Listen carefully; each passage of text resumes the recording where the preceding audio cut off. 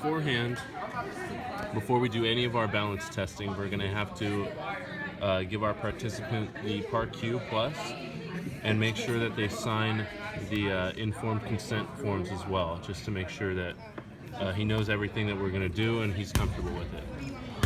So we're going to be assessing balance today, and the first test we're going to use is the star excursion test. So we're going to have the subject first remove his shoes and then stand in the middle of this star that has 8 different directions.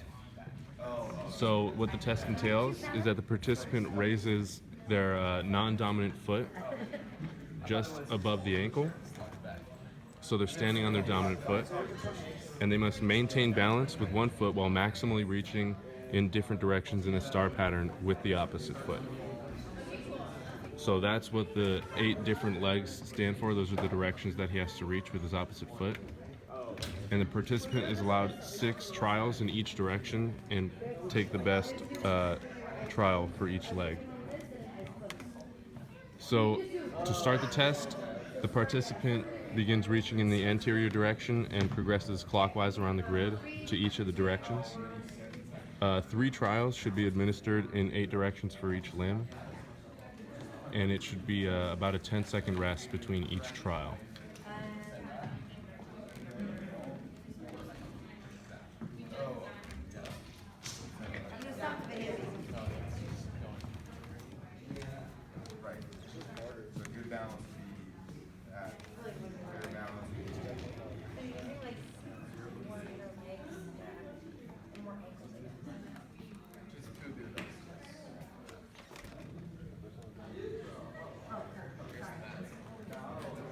So much harder.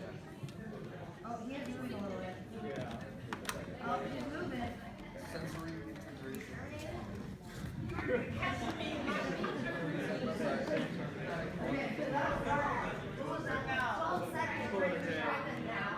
Same thing with other clothes. That's weird.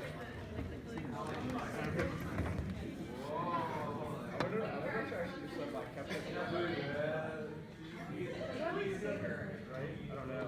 That might have made a difference. I don't know. I feel like that's hard.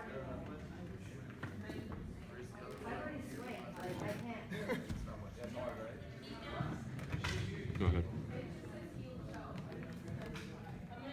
Calves get tired.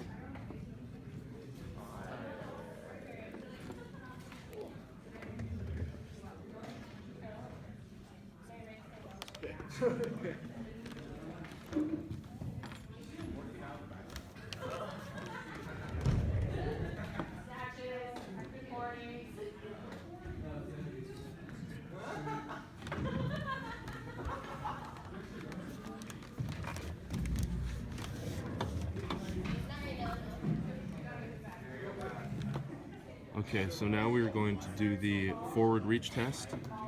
So first, we place a yardstick on the wall, and it should be parallel to his acromion process at just about the same height. The participant stands with the lateral aspect of the left shoulder parallel to the wall. Then he makes a fist with his right hand and raises it with his elbow extended to the height of the yardstick. And the initial measuring point is from where his fist is, parallel to the yardstick. So that'll be our first distance. Then we're going to have him reach forward as far as possible without falling or taking a step. So he can go up on his toes and do whatever he has to do to reach as far forward as he can. Now the farthest distance reached is the one that you record next. And to find the measurement between those two, you subtract the starting position from the final position. Okay, now we're doing the trial for the opposite arm. So he raises it with his elbow extended and then leans forward as far as possible. And we record that final distance.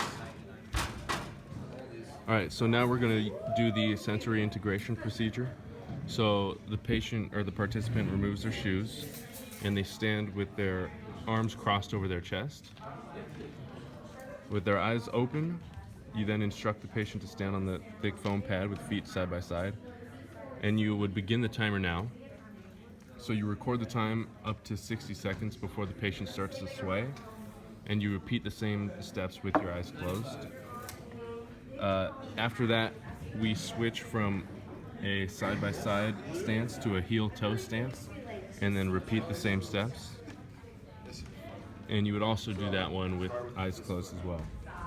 But for the eyes open test, like we're doing right now, we're going to have the participant focus on a spot on the wall at eye level throughout the test. So the test termination protocols are as follows.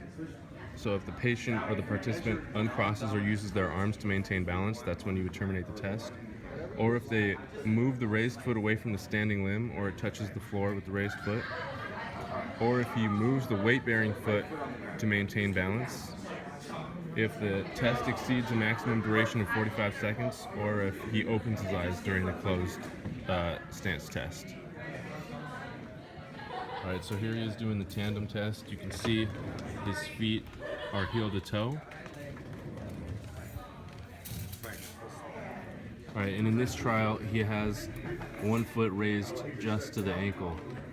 So if his foot comes down, or if he shifts his weight to the weight-bearing foot, then that's when we would terminate the test.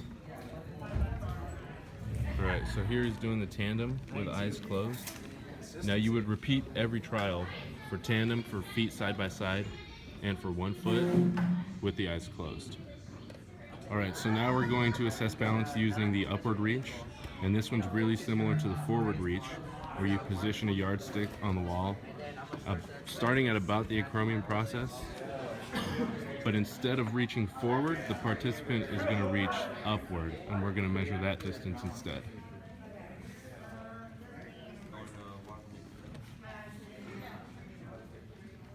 He stands with the feet together, you push him in the sternum, and then we grade him from 0 to 2. All right, so now we're going to repeat the process for the other hand.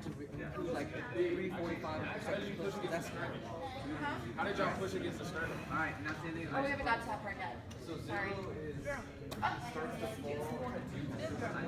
Your eyes closed. Okay, so now we're going to use the reactive balance test. So what's going to happen is we're going to have our participant stand with his feet at his side, and we're going to have another person give him a push in the sternum, and then we grade his response to that stimulus on a grade of 0 to 2 based on what he does when he takes the hit. So go ahead and give him a push. So that would be a 2 on the scale since he maintained balance throughout the entire push. All right, so we repeat the same trial with eyes closed for the reactive balance test. All right, go ahead. All right, that would be graded as a 1 since he took a step to maintain his balance. All right, so now we're going to do the unipedal stance test. So it's very similar to when we had him stand on the thick foam pads, except this time no foam pads. And we're just going to be using the one-legged stance. So we've already determined his dominant foot. So what's going to happen is he's going to raise that one off the floor just to the ankle, but without touching the ankle. And we're going to record the time that he can stand there without losing his balance. So it's the same test termination procedures. If he unfolds his arms to maintain balance, then you would terminate it. If his foot touches the ground, you would terminate. And if the total test time exceeds 45 seconds, you would also terminate it. So just like the other one, we're going to be taking one trial with the eyes open and one trial with the eyes closed. Okay, so here's his eyes closed trial. So as soon as that foot touches or he unfolds or opens his eyes, we would terminate the test. And there it is. Okay, so now we're going to do the Romberg test. And this one's also similar to the thick foam pad test because we're going to have him standing with his feet at his side and then with his feet in tandem. And we're going to record the time until he starts to sway with his eyes open. We're going to repeat the trials again with the eyes closed, and the test termination protocols are going to be the same. All right, so here he is standing in tandem, arms crossed over the chest. If they move from the chest, the test is terminated. And if he moves from the stance, the test is terminated as well. All right, here's his eyes closed tandem trial. If those feet separate or if the hands come off the chest and if the eyes open, the test is terminated.